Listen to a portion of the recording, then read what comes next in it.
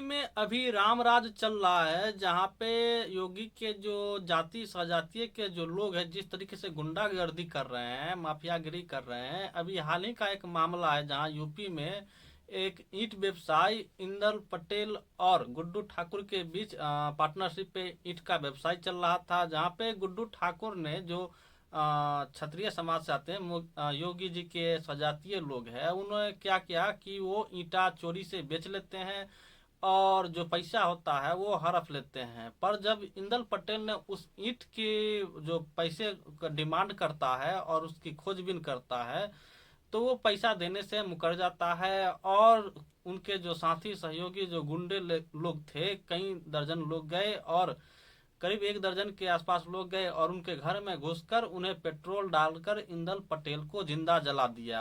और वो अभी गंभीर रूप से बीमार चल रहे हैं और घायल हैं, जिस तरीके से उन्हें हॉस्पिटल में भर्ती कराया गया है।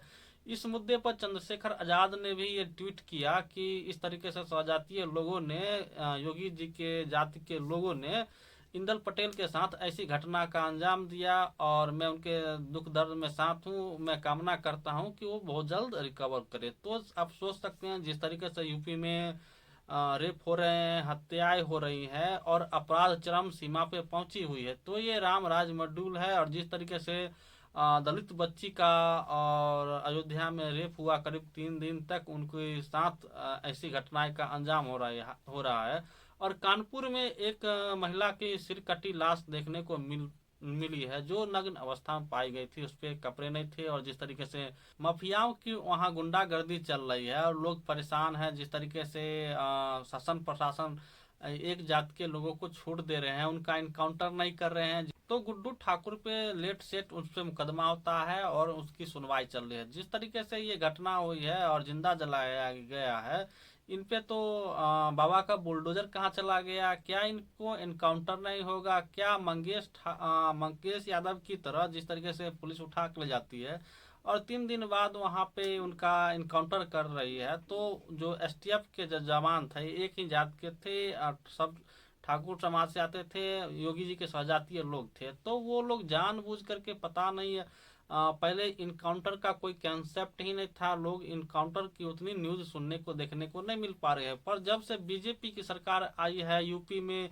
और जिस तरीके से इनकाउंटर हो रहे हैं, एससी एसटी ओबीसी के लोग हैं तो उनका ठोक दो, और जिसे फुल फ्राई कहते हैं, वहाँ के लोग कुछ न्यूज निकल के आ रहे हैं कि पुलिस यादव कोड लैंग्वेज में बात करते हैं, half fry full fry. Half fry मतलब हाफ इनकाउंटर पैर में मार दो, फुल फ्राई मतलब उसको जान से मार दो, इनकाउंटर कर दो। तो मंगेश यादव को हाल ही फिलहाल में इनकाउंटर किया गया और इस पे अखिलेश यादव ने भी ये कहा कि माफियाओं में मठाधीशों में ज्यादा अंतर नहीं होता है। वो सीधा सीधा निशाना साधते हुए अखिलेश यादव ने योगी को ये कहा, ये मैसेज दिया कि आप मठाधीश हैं, आप में और माफिया में कोई ज्यादा अंतर नहीं है। तो जिस तरीके से वहां पे कानून की धज्जियां उड़ा जा रही है बीजेपी शासन में, जहाँ पे बीजेपी का शासन है, जहाँ पे सपोर्ट में जैसे कि बिहार में नीतीश कुमार का शासन है, दर्जनों हत्याएं हो रही हैं, दर्जनों ऐसे वारदात हो रहे हैं, शेड्यूल कास्ट पे, शेड्यूल ट्राइब पे जाति देख कर किए जा रहे हैं। और उसके जड़ में बीजेपी कहीं ना कहीं जो मनुवाद है,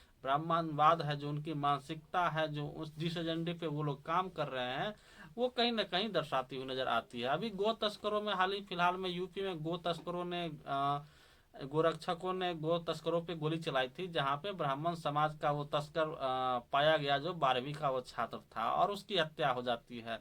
तो आप सोच सकते हैं जिस तरीके से माफियाओं की चल रही है यूपी में, और वो लोग एक जाति के लोगों को देख करके टारगेट करके गोली चला रहे हैं।